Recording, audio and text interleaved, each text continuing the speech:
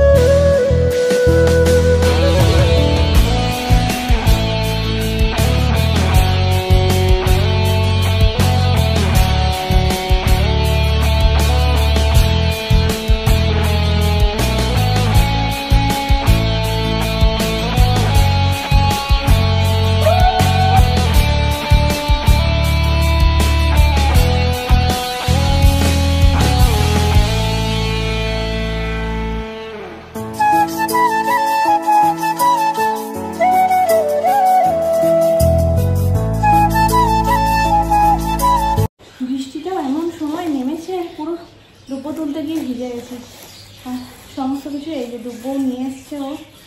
আমি ভাবছিলাম পাবে কি পাবে না, তার থেকে আমি নিজেই নিয়ে নিই, কারণ আমাদের ছাদ বাগানেই রয়েছে, অসুবিধা কিছুতেই হয় না, সব কিছুই মোটামুটি ছাদ বাগান থেকে পেয়ে যাই।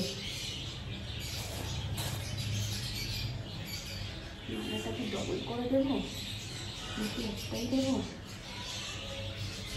একটাই দিই, বলো একটা দিলেই বেশি ভালো লাগছে।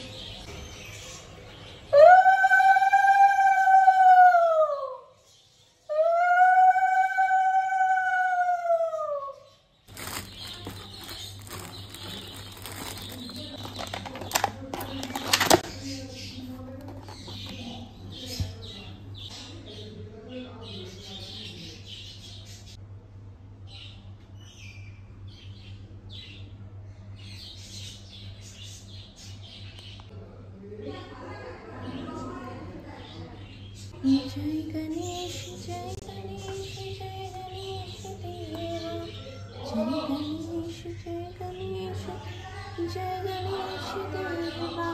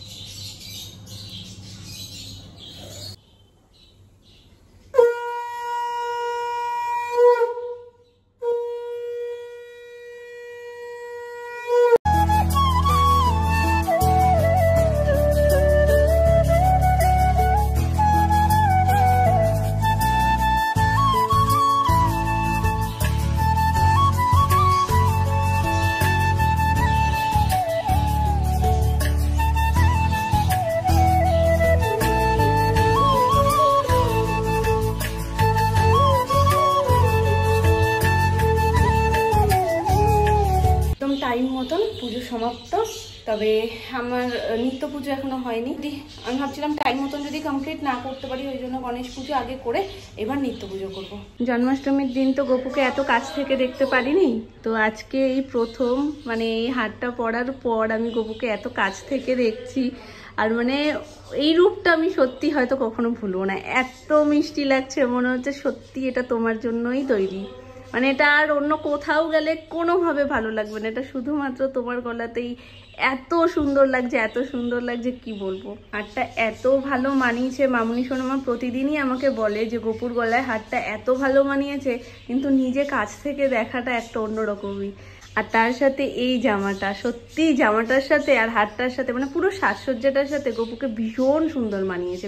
আজকে যে কতবার রোদ উঠলো আর বৃষ্টির মতন হয়ে আসলো, মানে ঝিরিঝিরি বৃষ্টি পড়তে পড়তে জোরেও নেমে যাচ্ছে, আবার রোদ উঠছে। আকাশটা দেখো কি ভালো লাগছে দেখতে, ওদিকের মেঘটা এত ভালো লাগছে। হয়ে গেছে, এখন নিচে যাচ্ছি। তবে একটা জিনিস আমি যেটা মিস করে ফেলেছি সেটা হচ্ছে সাজানো গোছানোর পর নিত্য পুজোর যেই সমস্ত কিছু মানে পুরো সাজানোর পর সিংহাসনটা কেমন লাগছিল সেটা দেখাতে আমি ভুলে গেছি। আজকে দেখেই বুঝতে পারছি আমি ঘেমে পুরো স্নান করে গেছি। তার মধ্যে এটাও মাথাতে ছিল যেহেতু আমি আগে গণেশ পুজো করেছি তারপর নিত্য পুজো করেছি, তো একটু সময়টা অন্য দিনের থেকে বেশি লেগেছে। আর তারপর আবার নিচে গিয়ে সোনাইকে খাওয়াবো, তো সেই সব মাথা থেকেই একদম বেরিয়ে গেছে যে তোমাদের সাথে শেয়ার করিনি।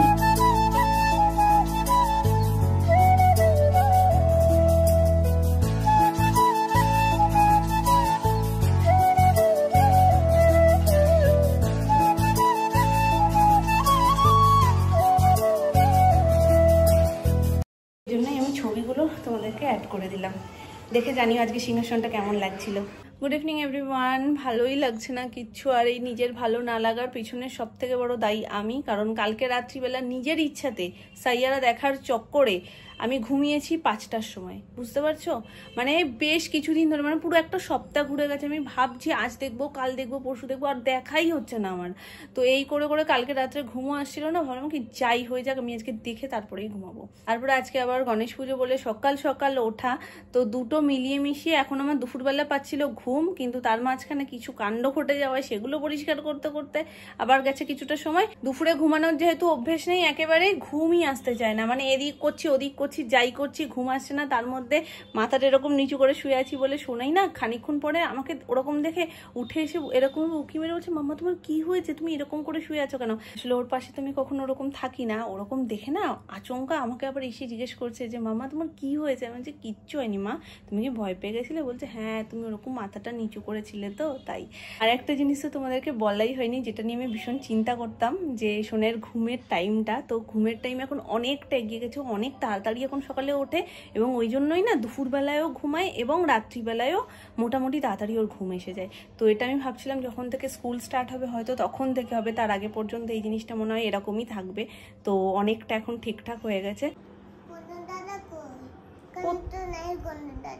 নেই গনু দাদা ওখানে, গনু দাদার তো আজকে পুজো, গনু দাদা তো ওপরে গেছে, তুমি দেখতে যাবে?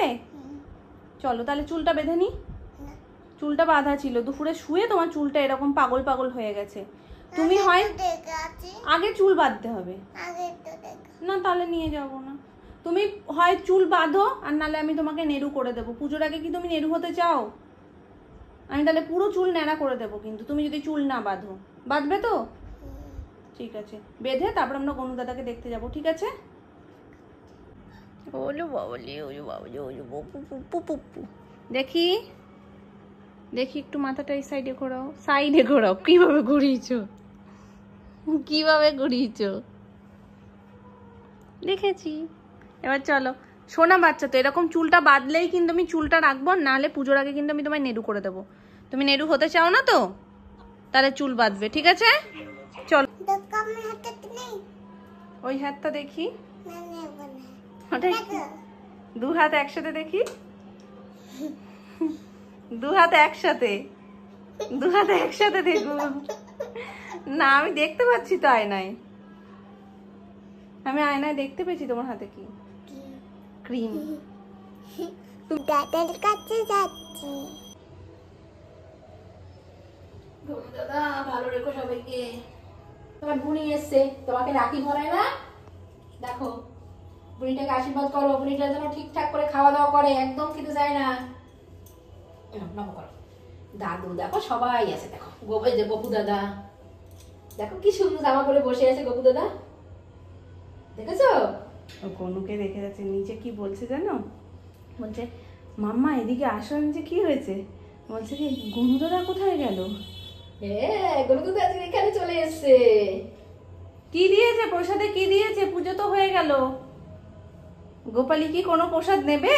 দেখেছো কি দিয়েছি? সেই আগে চোখ পড়েছে, বলছে প্রসাদ মাম্মা। দেখেছো বাচ্চাদের সব থেকে বেশি আকর্ষণের জিনিস। গরুদার থালা দেখো, সব ঠাকুরের থালা কি সুন্দর সাদা। হ্যাঁ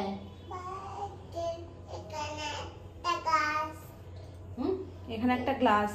ওলে বাবালে, প্রসাদ না, ও জল খাবে। পরে না শোনা, আসতে এ তুমি লজ্জা পাচ্ছ? লজ্জা হচ্ছে। লজ্জা? মামা কি সুন্দর গান হচ্ছে না আজকে? গণপুজো তো তাই গান হচ্ছে, আর পুরো দুর্গাপুজোর মতন মনে হচ্ছে। গণদাদার গান হচ্ছে। ওই জন্য রাত্রিবেলা কালকে কেক কেটেছিলে না? কোনো না কোনো কারণে হয়েছে ঠিক কাটা। হ্যাঁ, কাল রাত্রিবেলা নিজে নিজেই বলছে আমি কেক কাটবো, এই কারণে কেক কেটেছো না? মন থেকে মনের কানেকশন আছে। হ্যাঁ, কিরম করে বলো? বলে ঠিক আছে, চলো এখন আমরা নিচে যাই। নামনাও নিচে আসবেন, আপনারও পুজো হয়ে গেছে। চলো যাও নিচে গিয়ে জামা, এই জলগুলো আছে না ওটা আর খেতে হবে না, তুমি জামাটা ছেড়ে ফেলবে। হ্যাঁ, জামাটা একটু ভিজে গেছে। আমি দেখি না।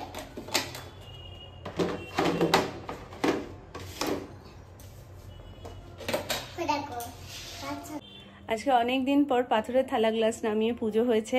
এটা স্পেশাল স্পেশাল দিনগুলোতেই হয়, আর নিত্য পুজোতে নর্মাল থালাতেই হয়। তো একদিন একজন দেখলাম নর্মাল থালা দেখেই এটা কমেন্ট করেছিলে যে নিত্য পুজোয় নর্মাল থালা না ব্যবহার করে পাথরের কিংবা পিতলেরটা ব্যবহার করবে। তো কি বলো তো, ওটা ভয় লাগে। পাথরেরটা সবসময় যদি ব্যবহার করা হয় না, কোনটা হাত থেকে মানে স্টিলেরটা একটা পড়ে গেলে মানে কিছু অসুবিধা হবে না, জানি ওটা তুলে নিলে হয়ে যাবে, কিন্তু পাথরেরটা পড়ে গেলে সেটার মানে আর বলে বোঝানোর মতন না, কি হতে পারে তো তোমরা বুঝতেই পারছো।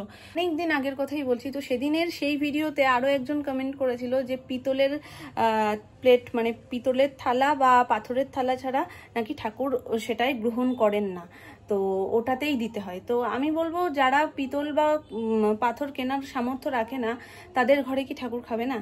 এটা কখনো হতেই পারে না। মনের ভক্তিটা সব থেকে বড় জিনিস। তুমি যদি সোনার থালায় করেও দাও, মনে ভক্তি না থাকে, আমার মনে হয় না ঠাকুর সেই প্রসাদ গ্রহণ করবেন বলে। আর যদি তোমার মনে ভক্তি থাকে, তুমি যাতেই দাও সেটা ম্যাটার করে না, মনের ভক্তিটা আসল। পিতলের জিনিস বা পাথরের জিনিস সেগুলো কেনার সামর্থ্য নেই, তাদের ঘরে কি ঠাকুর বসবাস করেন না? নিশ্চয়ই করেন।